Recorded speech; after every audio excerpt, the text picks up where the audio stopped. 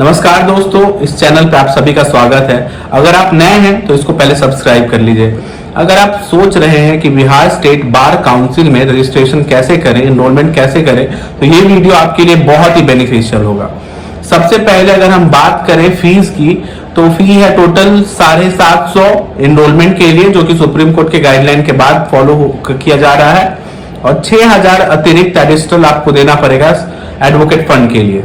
तो 750 प्लस 6000। और अगर आपको तुरंत अर्जेंट में 1-2 दिन में चाहिए लाइसेंस, तो उसके लिए आपको 5000 का एडिशनल पेमेंट करना पड़ेगा उनको। तो वो अर्जेंट में 1-2 दिन में आ जाएगा। इस तरीके से इन जनरल 1 महीने के अंदर सारा प्रोसेस कंप्लीट होकर लाइसेंस आपका आ जाता है। तो बात करें कि किस तरीके से कर सकते हैं एनरोलमेंट यहाँ पे, क्योंकि बहुत ही प्रोसेस लेंदी हो गया है और बहुत भीड़ होने के कारण लोगों को परेशानी बहुत हो रही है।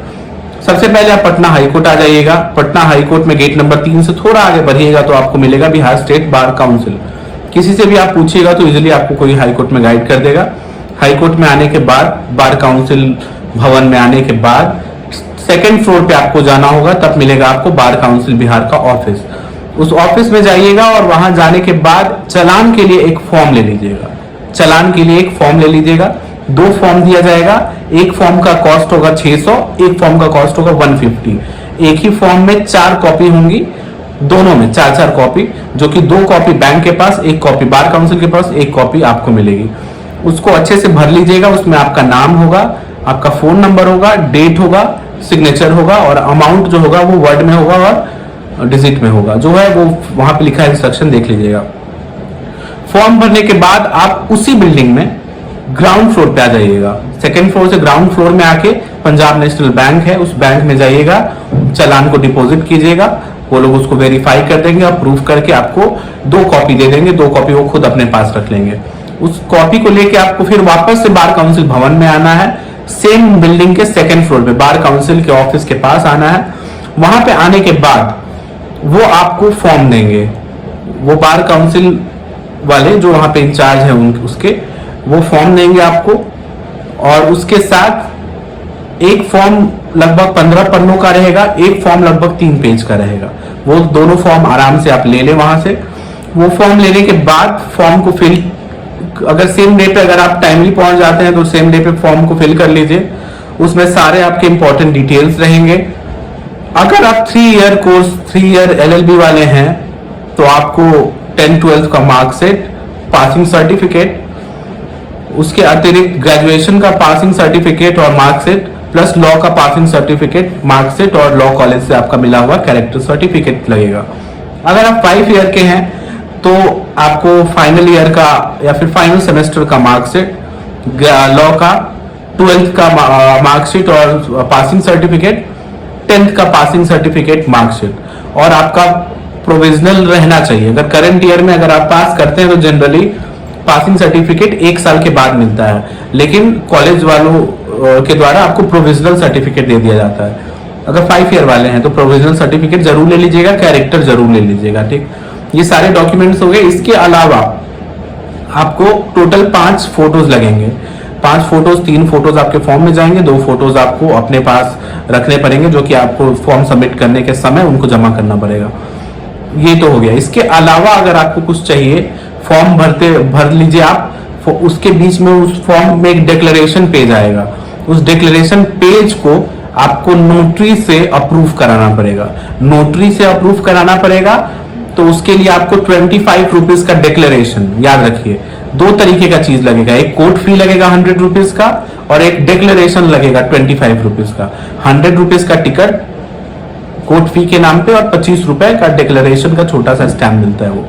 तो ये आपको मिलेगा पटना हाईकोर्ट गेट नंबर 3 के पास आइएगा। SBI का ATM है, उसके जस्ट ऑपोजिट देखिएगा, पार्किंग के पास एक छोटा सा टिकट रूम बनाया हुआ है। उसी टिकट रूम से आपको मिल जाएगा, वो वहां से ले लीजिए। उसके जस्ट पीछे एक नोटरी वाले बैठते हैं, सुशील कुमार मल्लिक नाम है, उनके पास जाइए। वो तुरंत वहां पे इजिली नोटरी, अगर आपका सब चीज डॉक्यूमेंट सही रहा, सब चीज रहा, डिक्लेरेशन सही रहा, तो वहां पे अप्रूव कर देते हैं।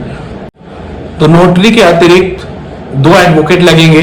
जो एडवोकेट आपको जानते हो वो आपको मोरल कैरेक्टर सर्टिफिकेट देंगे, जो कि उसी जो फॉर्म मिलेगा 15 पेज वाला बार काउंसिल से, उसी फॉर्म में एक पेज पे रहेगा। दो एडवोकेट का उसमें नाम लगेगा, दोनों एडवोकेट सर्टिफिकेट बना के देंगे, उसी में फिल करके देंगे। और एक एडवोकेट जो उसमें से रहेंगे वो आपके फोटोज, जो 3 फोटोज जो मैंने बोला उस फॉर्म में लगेगा, उस तीनों फोटो को अटेस्ट करके वो देंगे, वेरीफाई करेंगे एक तरीके से कि ये आप ही हैं। और एक नोटरी के पास जो एडवोकेट का साइन लगता है वो लगेगा। तो कुल मिला के ये सारी इंपॉर्टेंट चीजें हैं जो आपको ध्यान में रखनी पड़ेगी। ये सारा काम आप करा लेंगे, वापस से इसको लेके जाएंगे आप बार काउंसिल भवन, 2nd फ्लोर पे बार काउंसिल के ऑफिस में। बार काउंसिल के एक चीज और, ये सारे जो डॉक्यूमेंट्स आप जमा कर रहे हो ओरिजिनल वाले, वो सारे लेमिनेटेड होने चाहिए।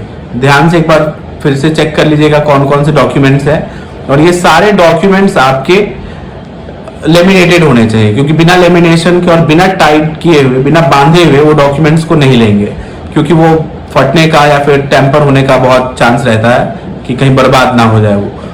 तो वापस से उसी मुद्दे पे आते हैं कि इन सारे डॉक्यूमेंट्स को इकट्ठा करके टाइड अप कर लीजिए, सारे फॉर्म को भर लीजिए, नोटरी हो गया, आप एडवोकेट से सब चीज करा लिए। उसके बाद इसको वापस से लेके जाइए बार काउंसिल भवन, 2nd फ्लोर पे जो है बार काउंसिल भवन में आप गए, वहां पे जाके सबमिट कर दीजिए वेरीफाई होने के लिए। जब आपका नंबर आएगा तब वहां पे जाइए, आपको बुलाया जाएगा। जो कमी होगी वो जो भी वहां के ऑफिसर है, सेक्शन ऑफिसर या फिर इंचार्ज जो भी है सेम पोस्ट के, वो आपको बुलाएंगे वहां पे, उसको वेरीफाई करेंगे। अगर कोई त्रुटि होगी, कोई कमी होगी तो बताएंगे, वहां पे वापस से आपको फिलअप करना होगा। उसको फिलअप करके वो वेरीफाई कर देंगे वहां पे, फिर आगे प्रोसेस कर देंगे वहां पे नो डिफेक्ट का स्टैंप लगा के। और इनवेलप आप याद से रखिएगा, उस इनवेलप में 2 फोटो लगा दीजिएगा, अपना एड्रेस, अपना नाम वहां पे लिख दीजिएगा। तो यही है इंपॉर्टेंट कुछ अपडेट्स रजिस्ट्रेशन को लेके। अगर कोई और अतिरिक्त सवाल है आपके पास इसके अलावा तो नीचे कमेंट में बताइए, मैं ज़रूर प्रयास करूंगा कि आपको रिप्लाई दे दूं। या फिर मेरे इंस्टाग्राम का लिंक होगा शायद आसपास कहीं, या फिर मेरे प्रोफाइल में, आप वहां पे पहुंच के आप मुझसे कांटेक्ट कर सकते हैं। तो ऑल द बेस्ट, जाइए रजिस्ट्रेशन कराइए और मिलते हैं हाई कोर्ट में।